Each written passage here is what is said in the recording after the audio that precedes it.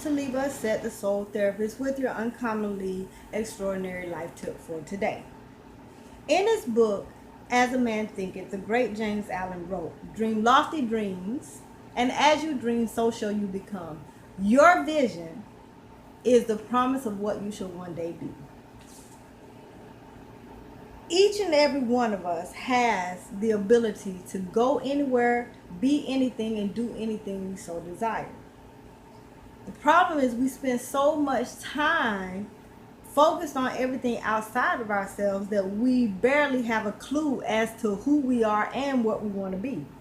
We spend so much time in day-to-day activities, Facebook, gossiping, you name it. We're on TV, we're watching TV, whatever it is, you name it. If it's outside of ourselves, we're there.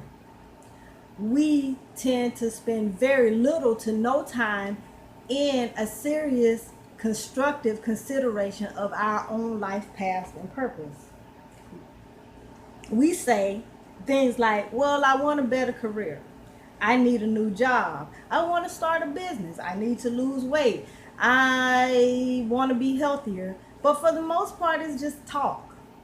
And the reason it's just talk is because we never put a plan in action. We never set a goal toward it. We just kind of say it and leave it there.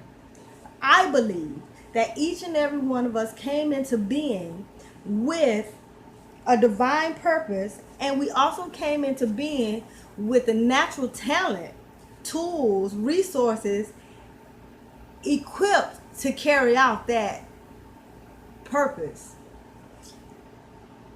For example, I came into the world predisposed toward the use of words. I came into the world predisposed to the development of a love for language. I mastered language at a very young age. I was very articulate as a young person.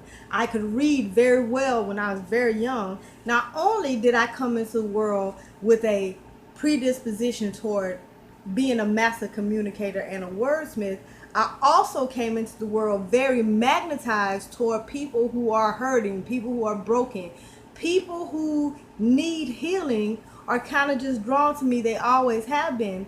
I came into the world unknowingly at the time, but I came into the world with the purpose of being a healer, and the medium by which I came into the world to heal was the use of words and the use of language.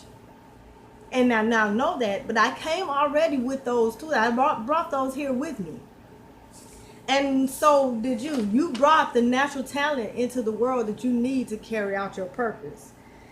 Now, for a long time, I hid those seeds of natural talent. I hid the seeds of my purpose because people would say things to me like, you'll never really amount to anything. Why don't you get a real job? I was told to be logical. I was told that it was selfish for me to desire to go after my own dreams. But here's the thing. That dream, that desire, that very strong burning desire to do this was given to me by the divine. It was divinely sanctioned in my life. And I learned that when you start to accept the kind of limitations that people put on you, when they tell you what they think you should be doing rather than what you know you came here to do, you begin to lose touch with the reality of who you are. You begin to lose touch with your authentic or your true and pure self. And you begin to trade in your vision and your dreams for the must-dos, the have-tos, and the shoulds of life. You begin to do those things rather than to stand in your truth. But understand that the divine source of creation gave you those dreams and the seeds of natural talents to carry out those dreams and a purpose for which to use them. Remember that.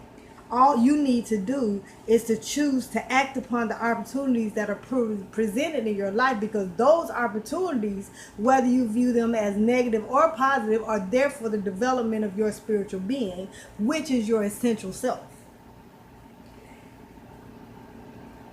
It will be wise to now begin to grow toward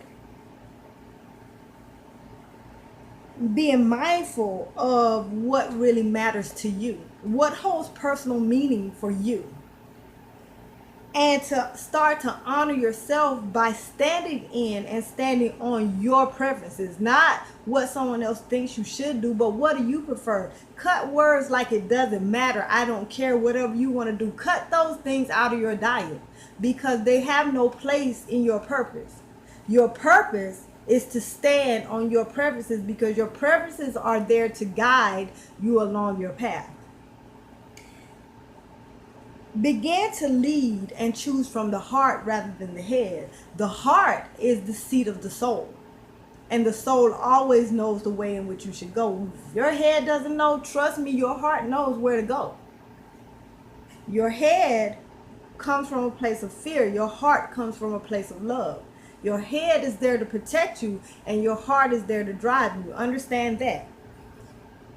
Set an intention right now that you will dare to step out on your dreams, dare to step out on faith, dare to step out on those natural talents, gifts, and abilities that you have, and become the you that you were always meant to be. This is TalibahAset, the soul therapist. I thank you all for spending this time with me. Please take time to hit the subscribe button at the bottom of the page. I will see you all soon. I love you all. Peace, power, and prosperity to you.